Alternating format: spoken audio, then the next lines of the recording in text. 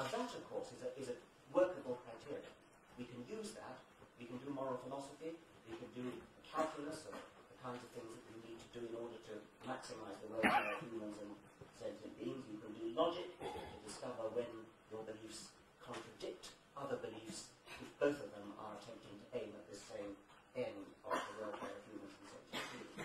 But he says, if you don't have God, there is nothing to make you follow this. You can set it up as an intellectual exercise in maximizing the welfare of humans and other sentient beings, but what is there to make you do it? Well, it's not that God threatens us. Oh no, God doesn't threaten us. It's not that. It's not the stick or the carrot that makes you do it. It is that the Spirit of God calls you to realize the values of beauty, compassion, wisdom, and happiness. Morality becomes learning more about God. Well, how do you learn more about God? Not by studying the Bible. I think we've adequately established that. You presumably learn more about God by thinking to yourself. You think to yourself, what is it that God must be like if he is to create a good world, to quote Professor Ward? Now, that, of course, is circular.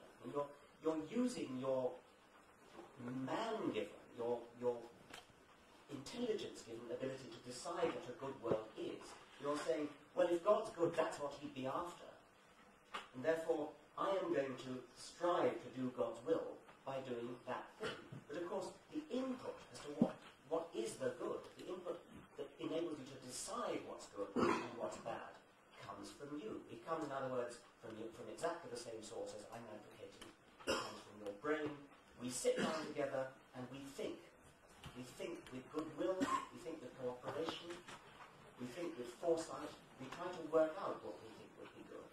It doesn't help to say, oh well, by definition that's what God must want. If God isn't threatening us, why else does God make any difference? I think that the case has been made that we do not need God to be good.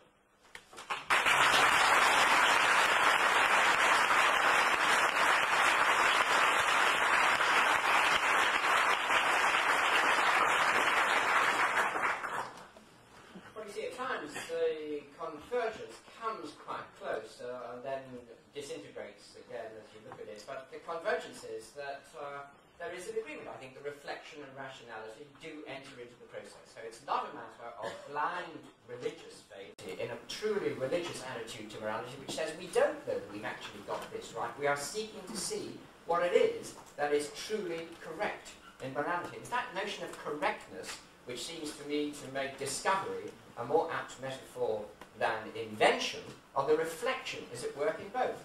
Let me end by saying, when Professor Dawkins said we don't need God to be good, I just remember the title of tonight's debate, Do We Need God to Be Good? And I think I would just say that to be good, I think, is to be fulfilled in one's humanity, which again I repeat is the image of divinity.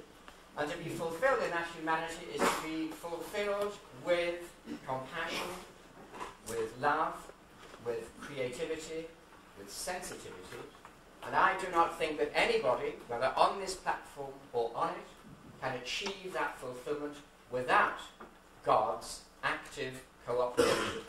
And in that sense, I do not believe that we are good, though I do believe we are bourgeois on this platform. I believe that goodness actually does need, in its true instantiation of human flourishing, what we would call holiness. That needs God.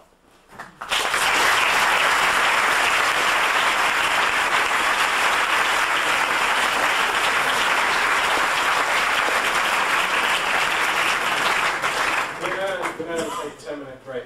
There's refreshments on sale outside. We'll be here in 10 minutes before questions. Business side and then to the science side. So the first question is directed to the religious side. Professor Ward, you spoke of the relationship with God. You spoke that God is something that for our lives. Given the number of possible exceptions, I'd have to explain this verse, Mark 11:24, Jesus says, therefore I say to you, whatever things you ask when you pray, believe you will receive them, and you will have them. Sorry, what's the question? That whatever you ask when you pray, you will have it. How do you explain that in the light of all the atrocities of this century? That so many believers have died and have clearly faith has not been enough for them. Oh, right. It's a bit of a complicated explanation. I mean, one of the problems is the problems tonight is the very naive approach to the Bible that's being suggested, which you wouldn't take to any other text that you thought was important. I think you would Jesus said if you pray, you'll get what you ask for. I don't think that's my interpretation of the word. I think that's a very naive view. You take a sentence out of its context, you don't ask who wrote the gospel, how did that sentence get there, what language is Mark it? saying, Jesus said to me, if you pray, you'll get what you ask for. What's the point you're making? That this has never happened. Well, that's not true. It's not true. It's never happened. 100 million people died this century. One of those messages. It's a question. It's a question. Look, the answer to the question would be, if you take the Gospels as a whole, and you look at all the things that Jesus is reported to have said, it becomes quite clear that in that context, Jesus is saying, those who ask in my name. And it becomes quite clear that what that means is those who ask in the spirit in which I pray at Gethsemane. If you take that into account, you get the answer to the question. We have a question to the science side, please. You talk about God and you try and constrain him in a natural sense. But if there is a God, isn't he supernatural? With the question.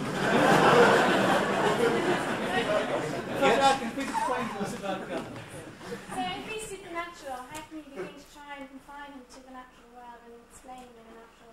Yeah, absolutely. I mean, this is a great defence of those who believe in gods and things.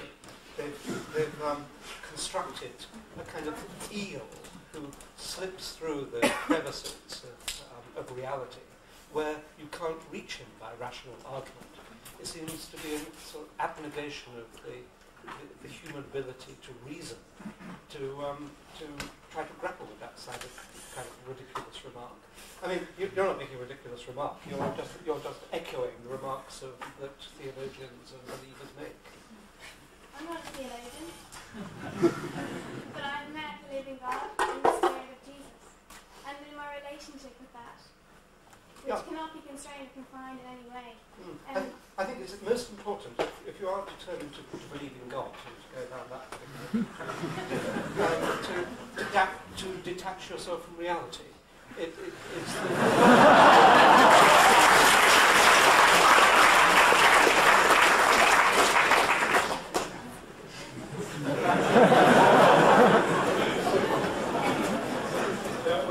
We're going to add a further rule to the question, which is that I should be able to understand it, and that goes for the other members of the Great Armed Watch. So can we have a question for the religious side, please? Well, it's hopefully a question for Professor Brock. Okay, we're looking for a question for the religious side.